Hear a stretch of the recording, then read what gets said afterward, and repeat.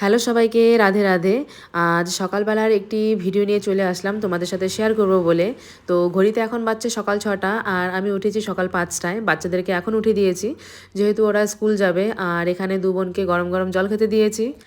আর আমাদের বাড়িতে সবাই সকালবেলা উঠে এভাবেই গরম জল খায়, আর প্রত্যেক দিন বাচ্চাদেরও হাতে এভাবে আমি গরম জল তুলে ধরে দিই। আর এই জল খেয়ে ওরা সোজা চলে যাবে টয়লেটে, আর তারপর স্নান কমপ্লিট করে দু বোন পুজো করে রেডি হয়ে যাবে। তো এখানে অনায়ের মোড় তোমরা দেখতেই পারছো একটু কান্নাকাটি শুরু করে দিয়েছে।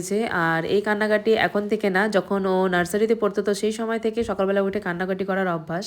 আর এদিকে আমি ভাত বসাবো বলে চাল ধুয়ে নিয়েছি।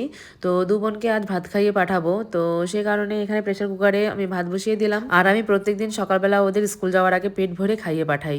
আর এদিকে আমি রাতে কিছু কাবলি ছোলা ভিজিয়ে রেখেছিলাম, তো এখানে আমি এক বাটির মতো কাবলি ছোলা তুলে নেব।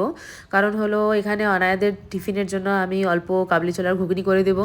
আর ওদের দু বোনের ঘুগনি এতই পছন্দ, দুদিন পর পর শুধু বলবে যে ঘুগনি বানিয়ে দাও, ঘুগনি বানিয়ে দাও। তাই প্রথমে এক বাটির মতো ঘুগনি করে নিয়ে বাচ্চাদের টিফিনে দিয়ে ওদের পাঠিয়ে দেবো। আর বাকি যে ছোলাগুলো ভেজানো আছে সেটা আমাদের পরে খাওয়া নাস্তার জন্য পরে আমি বানিয়ে নেব।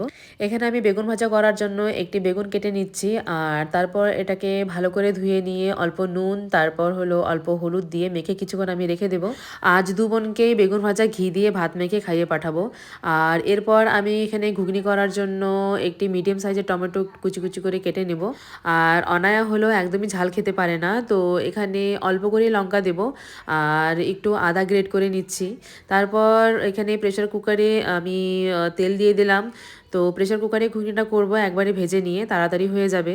আর তারপর এই তেলের মধ্যে দুটো শুকনো লঙ্কা দিয়েছি, অল্প গোটা জিরে, তারপর হলো কেটে রাখা টমেটো আর লঙ্কা কুচি আর গ্রেট করে রাখা আদা দিয়ে তারপর চানাও দিয়ে দিলাম। তো চানাটি এখানে বেশ ভালো করে একটু নাড়াচাড়া করে নিতে হবে। আর কিছুক্ষণ নাড়াচাড়া করে নেওয়ার পর এর মধ্যে আমি দিয়ে দিব অল্প জিরের গুঁড়ো আর দিব অল্প ধনের গুঁড়ো। আর এই গুঁড়ো মশলাগুলি আমি বাড়িতেই করে রেখেছি, আমি কেনা মশলা একটু কমই ইউজ করি। আর তারপর এর মধ্যে দিয়ে দিলাম স্বাদ মতো নুন আর পরিমাণ মতো হলুদ। তারপর একটু নাড়াচাড়া করে নেওয়ার পর আমি এখানে জল দিয়ে দিলাম। আর জল দিয়ে ভালো করে নাড়াচাড়া করার পর প্রেসার কুকারে আমি এখানে ঢাকনা লাগিয়ে নেব। কমসে কম এখানে 5 থেকে 6টা সিটি লাগিয়ে নিতে হবে।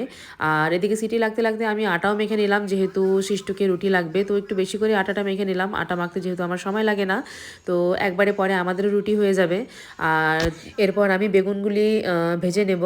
আর দু বোন বেগুন ভাজা ভাত আর ঘি পেলে খুবই খুশি হয়ে যায়।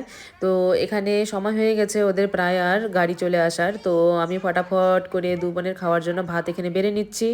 আর শিষ্টুকে সকাল সকাল ভাত খাইয়ে স্কুলে পাঠানো যায়, কিন্তু ওর টিফিনে যদি ভাত দেওয়া হয় তাহলে আর সেই টিফিন কমপ্লিট করবে না।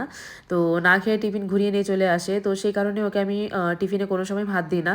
ওকে করে দিই রুটি। আর অনায়াকে ভাতই লাগবে, ও হলো সকালে ভাতই খেয়ে যাবে আর টিফিনেও ভাতই নিয়ে যাবে।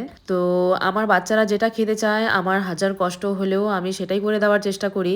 কারণ হলো বাচ্চারা যদি স্কুল যাওয়ার আগে না খায় বা টিফিন ঘুরিয়ে নিয়ে আসে, তো একটা মার জন্য এর থেকে কষ্ট আর কিছুই থাকে না। আর আমি কিন্তু আমার বাচ্চাদের সবসময় বাড়িরই খাবার দিই, যা খাবে বাড়িরই খেয়ে যাবে। আর টিফিনেও আমি বাড়ির খাওয়াই দিই, তো ফাস্ট ফুড এসব আমি একদমই দিই না। অনেক মা বাবারাই আছে যে বাচ্চাকে ম্যাগি দিয়ে পাঠিয়ে দেয়, পাস্তা দিয়ে পাঠিয়ে দেয়, আর আমি কিন্তু এরকম কখনোই করি না। কারণ হলো আনহেলদি খাবার আমি নিজেও খাই না আর আমার বাচ্চাদেরও খেতে দিই না। তো সবসময় চেষ্টা করি যে বাড়ির খাওয়াই যেন বাচ্চাদেরকে আমি দিতে পারি। তো যেমনটা বলেছিলাম একজন ভাত আর একজন রুটি, তো ঠিক তেমন করে এখানে আমি টিফিনটা রেডি করে দিয়েছি। আর সাথে দিয়েছি একটা করে মৌসুমি। আর এই টিফিনের মধ্যে দিয়ে দেবো চামচ ঘুগনি খাওয়ার জন্য, আর ঘুগনিটা আমি অন্য ছোট দুটো টিফিনে দিয়ে দেবো। এরপর বাচ্চাদেরকে স্কুল পাঠিয়ে দেওয়ার পর আমি যে ছোলাগুলো ছিল তার মধ্যে অল্প নুন, তেল আর অল্প গোটা গরম মশলা দিয়ে ভালো করে সিটি লাগিয়ে নিয়ে এখানে দেখো ভালো করে কষিয়ে ফেলেছি। তারপর এর মধ্যে জল দিয়ে দেখো ঘুগনিটা খুব সুন্দর করে ফুটেও গেছে। আর এর মধ্যে আমি অল্প অ্যাড করে দিয়েছিলাম অল্প ছোলা মশলা আর তারপর হলো মিট মশলা, তো খুব সুন্দর একটা স্মেল বেরিয়েছিল।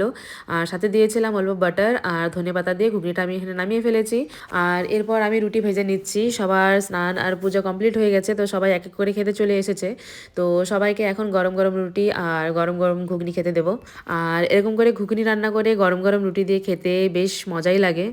আর হলো আমাদের বাড়িতে কেউ ঠান্ডা রুটি খেতে পারে না, তো তাই হলো সবাইকে এরকম করে গরম গরম একদম ফোলা ফোলা রুটি বানিয়ে দিতে হয়। আর আমার মা তো ঠান্ডা রুটি একদমই খেতে পারে না, কারণ হলো রুটিটা ঠান্ডা হলে একটু হার্ড হয়ে যায়, আর সেটা চাবাতে গেলে নাকি আমার মার মাথা ব্যথা হয়ে যায়। তো সেই কারণে আমি ঠান্ডা রুটি কাউকেই খেতে দিই না। তো এক এক করে বসবে আর গরম গরম রুটি আমি ভেজে দেবো। ঘুগনিটা বাটিতে বেড়ে নিয়ে আবার একটু বাটার দিয়ে সবাইকে এভাবেই খেতে দিয়েছি। আর এখানে খেতে দিতে দিতে একজন দাদু এসেছিলেন। তো উনি জলপাইগুড়ি থেকে এসেছিলেন। জলপাইগুড়ি থেকে এসে উনি এখানে মাছ বিক্রি করেন।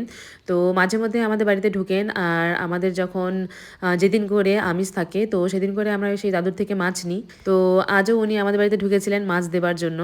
তো আমি দাদুকে বললাম যে দাদু অল্প ঘুগনি আর গরম গরম রুটি খেয়ে যাও। আর দাদু যখনই আসেন আমাদের বাড়িতে তো চা আমরা সবসময় দাদুকে বানিয়ে দিই।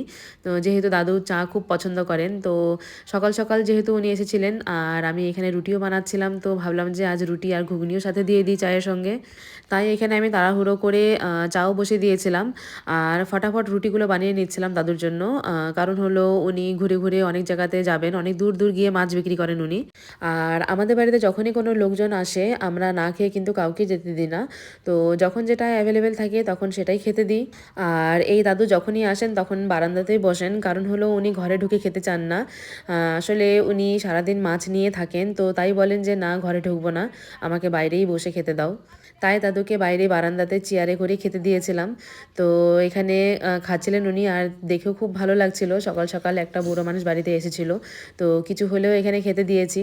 আর আমার মারও এখানে প্রায় পুজো কমপ্লিট হয়ে গেছে, তো এখন মাকেও গরম গরম রুটি বানিয়ে দেবো। তো সবারই খাওয়া হয়ে গেছে, শুধু মা আর আমি বাকি আছি। আর আমার বাবা দাদুকে বলছিলেন যে আপনি এত দূর থেকে আসেন, তো যখন আপনার খিদে পাবে আপনি নিজের বাড়ি মনে করে ঢুকে খাওয়া চেয়ে খেয়ে নেবেন। তো আজকের এই ভিডিও আমি এখানেই শেষ করছি। তোমাদের এই ভিডিওটি দেখে কেমন লাগলো তোমরা কিন্তু আমাকে জানাতে একদম ভুলো না।